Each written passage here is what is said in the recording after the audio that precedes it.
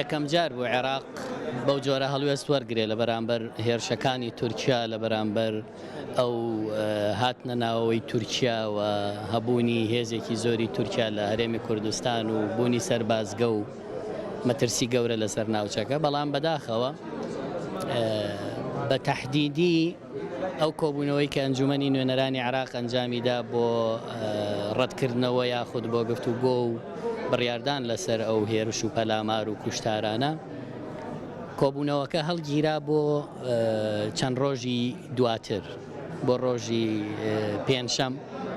ڕۆژی چوارشەم ئەسڵەن پەرلەمانی عێراق خۆی پەلاماردرا و لە ڕۆژی شەممەیە بە تەواوی پەرلەمان کەوتە دەستی ئەو خۆپیشاندەرانەی سەدریەکان کە ئێستا هەن.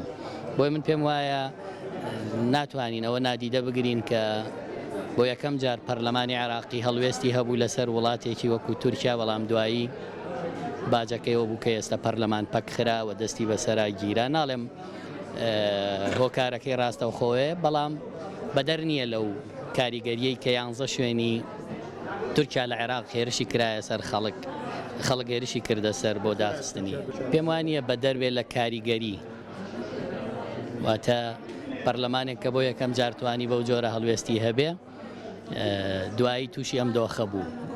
ئەکرێ خوێندنەوەی بۆ بکرێکە بەدەر نییە لە کاریگەریەکان، چونکە وڵاتانی دراوسێ هەر لەسەر دۆخی ئێستای عێراق کاریگەری زۆریان هەیە، جگە لە تورکیا کە بۆردومان و لەشکر و داگیرکاری هەیە. ئەوەندە ئاگادارم کە ڕێگری کرا لەوەی عێراق هەڵوێست بنوێنێ بەرامبەر تورکیا.